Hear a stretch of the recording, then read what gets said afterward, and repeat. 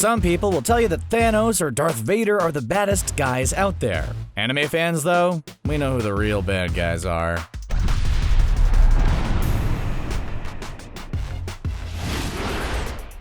The Dragon Ball franchise has some of the deadliest bad guys out there. Over the years, we've seen villains do heinous things, like Nappa destroying a city or Frieza obliterating the entire planet Vegeta. However, everyone from King Piccolo to Majin Buu has to bow down before Dragon Ball's scariest creation. Strangely enough, he might also be one of Dragon Ball's cutest. Lord Zeno is the supreme leader of the multiverse. What's truly terrifying about him is that he's basically an overpowered toddler. He's so incredibly powerful that he can erase entire universes at will. He doesn't even need a fancy glove, so eat it, Thanos. Zeno's ultimate plotline in Dragon Ball Super came when he set up the Tournament of Power. There he had fighters from all over the multiverse fight for his amusement and for their very existence. Every team that lost had their entire universe erased like it was nothing. What's crazy about this is that people don't really view Zeno as a true villain in the series. Goku hasn't even challenged him to a match yet. For my money, Zeno should be the ultimate bad guy of the franchise. Who could possibly be a bigger threat?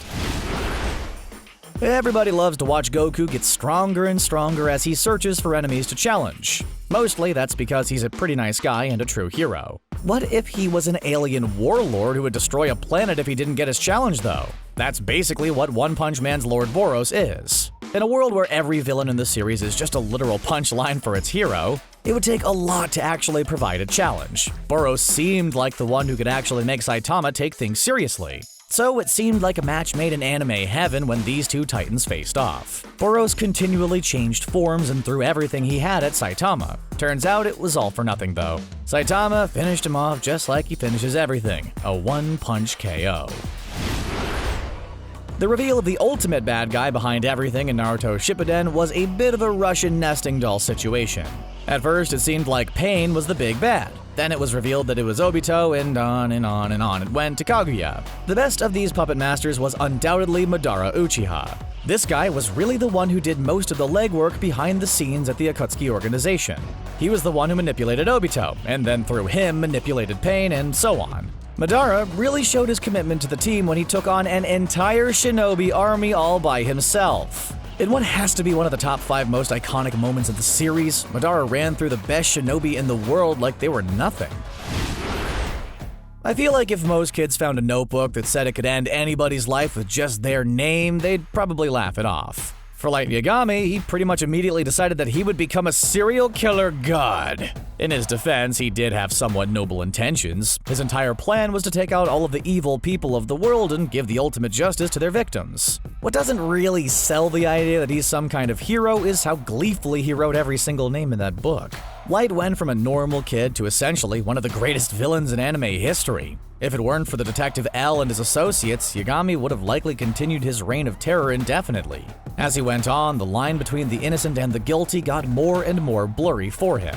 It's kind of terrifying to think of what he would have done if he'd lived. At the very least, he didn't live to see the Netflix adaptation. Ugh. If you're looking at the Full Metal Alchemist anime series, you might be a bit confused as to why there are 2 of them.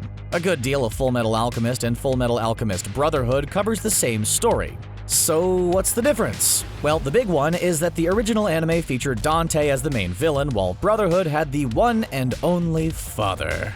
In simple terms, Father orchestrated a really brutal conflict just so he could gain power and become a god. Like Madara, he puppet-mastered governments into battling it out to serve his evil plans. The show concentrates heavily on the human cost of Father's work. This deep dive into the psychological damage he inflicted upon the survivors really drives home just how ruthless this guy is. Let's be honest though, as bad as Father is, he's nothing compared to Shu Tucker. Sure, Father may have been responsible for unimaginable devastation, but Tucker was the villain who traumatized everyone. Neon Genesis Evangelion is like the Death Stranding of the anime world. Some people think it's a beautiful work of art that completely redefines what its genre is capable of.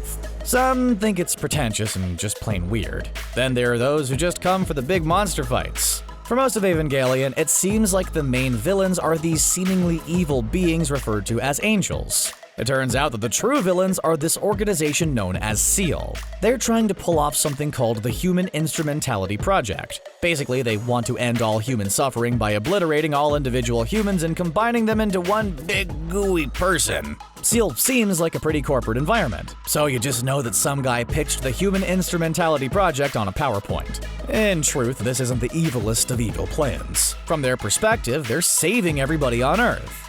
Of course, if you want to turn everybody on the planet into a puddle of goop, you really should ask first. I don't have a degree in philosophy or religion studies, but I'm pretty sure that that's the moral of Evangelion.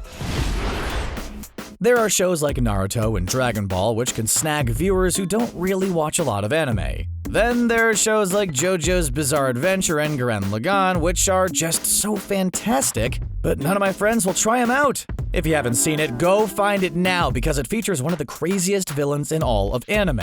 In simple terms, the AntiSpiral wants to destroy all the humans, and he has an incredible amount of power to help accomplish that goal. So what do I mean by incredible? How about creating an infinite number of big bangs that can create and destroy entire universes as a means of an attack? Even by the absolutely insane scale that we measure anime villains, this is pretty nuts. A lot of anime bad guys may talk the talk like they have god powers, but do they walk the walk? If you aren't able to create and destroy universes just like as a move, maybe hush your mouth about it. Luckily, you can still win against this level of power with a really cool mech, a giant drill, and the power of friendship.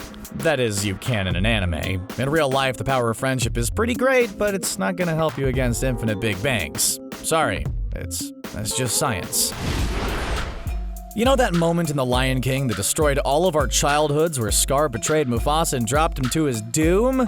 There's a moment in Berserk that's like that, but about 10,000 times worse. See, Griffith seemed like a pretty good guy. He was a noble leader and helped end a 100-year-long conflict. And after this, he pulled a hard right turn and decided to become part of the demonic God Hand. In order to pull this off, he sacrificed all of his former comrades and became an emotionless, evil version of himself. The scene in which Griffith ascends to his new evil form is one of the most iconically disturbing scenes in all of anime. In a show where the protagonist is a guy named Guts who wields a giant sword, you really expect him to be the gritty dark one. You don't expect the guy with glossy white hair and spotless armor to be the one to disturb you to your very core. They just don't make noble knights like they used to, I guess.